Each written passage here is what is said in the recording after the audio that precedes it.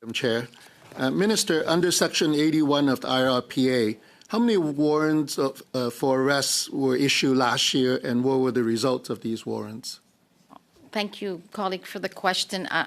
That's not under my purview in terms of the IRCC doesn't issue warrants. That's not something that we do. Again, as I said, we work with CBSA, policing partners, so on.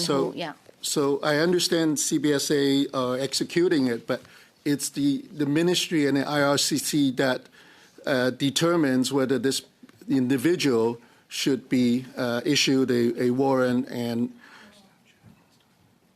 no, it wouldn't be in the purview of IRCC. Okay.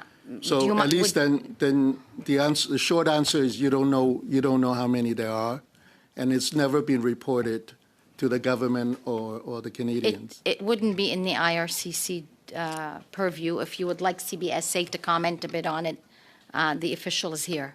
Yeah, that's okay. We'll move on. So, however, what it leads to the consideration is your ministry lets people in, and yet you lose track of them. And that was testified by RCMP and CBSA in previous sessions, that they don't know where these people are. So no wonder we're in such a mess with 300,000 these people, and a lot of them we don't know where they are. So moving on to the next question, under Section 82, people are apprehended under Section 82.2 powers of IRPA.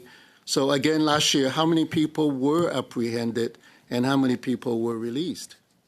So again, this is not, IRCC doesn't apprehend anybody. What IRCC does is we expect temporary residents to leave Canada when their authorized stay is over. If they do not, that's where CBSA and deportation and policing, if there's issues of other issues that take over.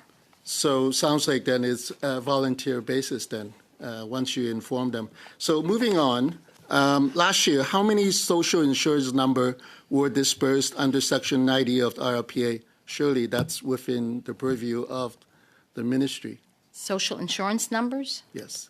These are that would not be under IRCC. Might no, be under this is Service Section Canada. 90.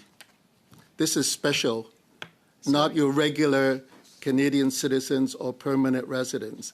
This is under the immigration purview. All right, so we we're can short take of that time, back. So, we can take that back. If there's a question, we'll be happy to give it back to you. So, Minister, do you report on a number of removal orders then enforced within the last 30 days interval? You don't have that either. CC doesn't. So where I'm leading to, Minister, is that a lot of these data are not available to Parliament, to Canadians, and how do we expect a transparent and, as you described earlier, a trustworthy ministry when none of these transparencies are provided and you don't have regular reporting to the Parliament and Canadians? So, again, we're here to talk about C12. How do we strengthen it? What recommendations you do for the study? Yeah, and that is my point, is you do have an opportunity under Bill C12 to enforce that and enhance that while you're at it.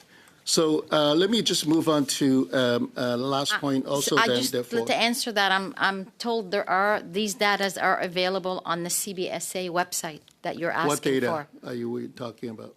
Mr. McCord, do you want to respond? Yeah, we publish on the CBSA website data on all of our removal inventories, as well as the number of removals we're doing.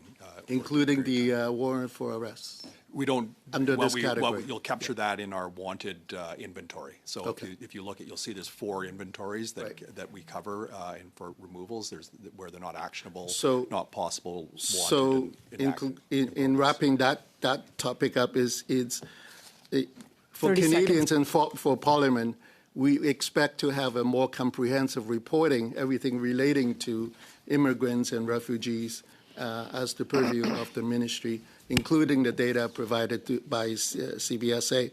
I just want to clarify one question you had earlier, one comment. You talked about the mass cancellation, and from my experience, inquiring for the Hong Kong pathway, well over 20,000 applicants, and a lot of them, the That's response time, from Mr. Ma. IRCC I'm very was, sorry.